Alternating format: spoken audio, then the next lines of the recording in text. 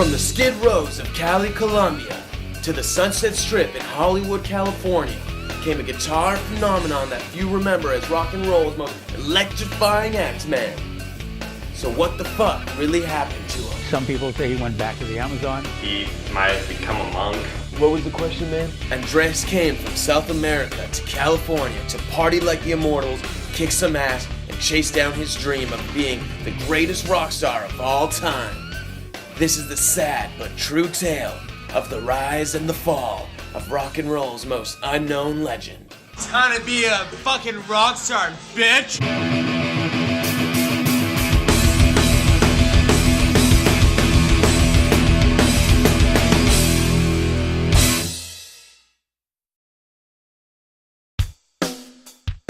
Shit, how did I meet Andy?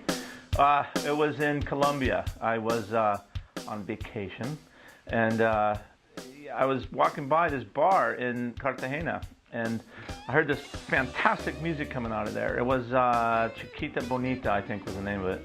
I walked in, sat down, had a few tequilas, and listened to this guy, and he was just fucking shredding it. And I'm thinking to myself, I gotta get this guy signed. And after the set, I went looking for him, couldn't find him, no one knows where he is.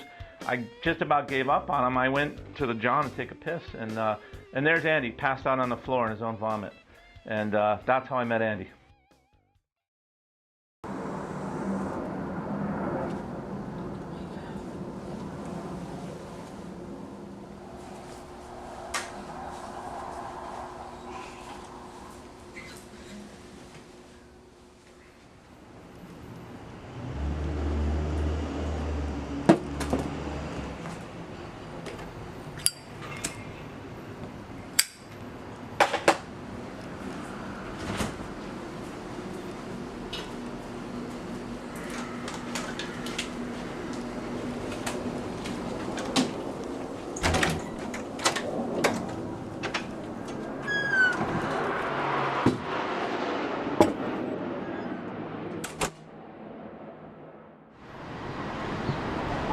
Hey, Jim. Andy! What's up, baby? How you doing? Come here. I'm great, you? How are you? What's going on? How you doing? How's your night? Crazy night.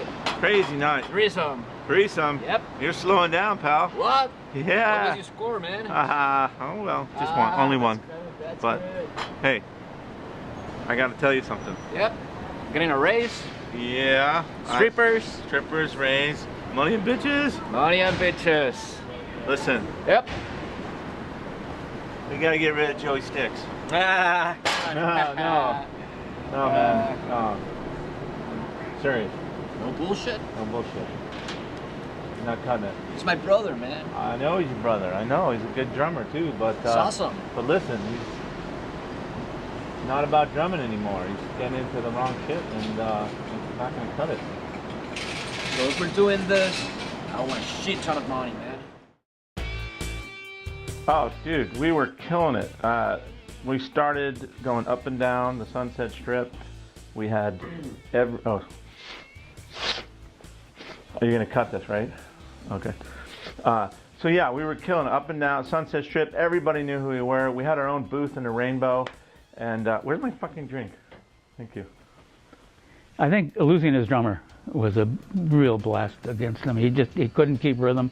He tried to find other drummers. He couldn't work with them. It seemed like that drummer held him together. And without him, he just faded. It was one of the saddest days of my life, man. I went over to his house, I remember, you know, and I had partied a few nights before, man, you know. And I thought he was just upset with me because I drank all the beers, man, you know, that I was gonna tell him that we were gonna bring. And we got over there and we hadn't seen each other in a while, man. And, you know, I was like, hey, man, we should jam and we should be, you know, start making music again, man. And he said, well, listen, man, I'm doing my own thing. Oh, hey, man, what's up? You looking good, man. brought beer? Bought beer, but I drank them. Oh, nice, man, nice. it, man. You mind if I take a little gander? A little ganskis? Woo! that tastes good. Lots of partying, fucking, like for example, look at the drum, man. That one is. We haven't had a band practice in a while. We should. We should jam, man. We should jam today, man. Yeah, man. Yeah. Rock and roll, man. And we should get Jim to get us a show soon, man. We haven't played anything in a while, man. About that, man. Need to talk to you seriously about this, man. I think I kinda need to let you go. What, man? Kick me out of the band, man? You're gonna kick me out of the band, man? This is my band, man. I kicked myself out of the band, bro. Okay, man.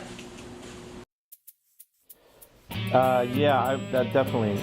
Once Joey Sticks was gone, Andy's just spun out of orbit, man. He went into like depression mode. He was doing mountains of cocaine. I mean, just inhuman amounts of drugs, and it was really tragic. I mean, he couldn't fucking play anymore. He was done. It was all over. That was the turning point. Everything was fucking amazing. The minute he lost his drummer, that was it.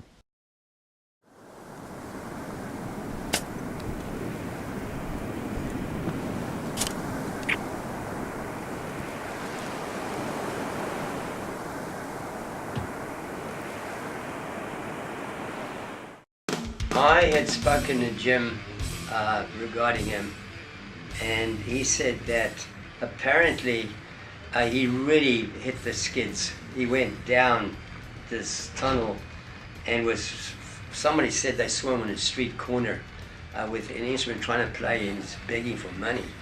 And I forget which city he was in. I think it might have been San Francisco, who knows? He just went through hell, man. He started doing way more drugs than he's ever done, man.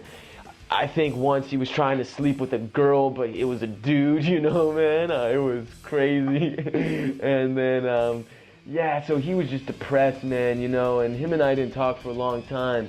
Last I heard, he was like in marketing or fucking advertising or some shit. I don't know, something like that. It's too bad. He turned up after all these years at an ad agency. I said, advertising? And he said, yeah. And he's doing quite well. I said, well, that's great. He had left music and was starting to, he wanted a career of all things in advertising. And I was like, wow, are you kidding? Giving up the rock and roll lifestyle for advertising? But he was passionate, and he said, listen, you tell me stories, and I'll tell you stories. And I was like, I'm getting the better side of that deal. And now, there he is. He's a writer, works for the agency. But funny enough, he still insists on making the coffee and going and getting the beer and all that kind of stuff. He's just the most incredible, grounded person. And when we're lucky, if give him a couple beers, he'll break out the guitar and basically serenades the agency with some of his music. And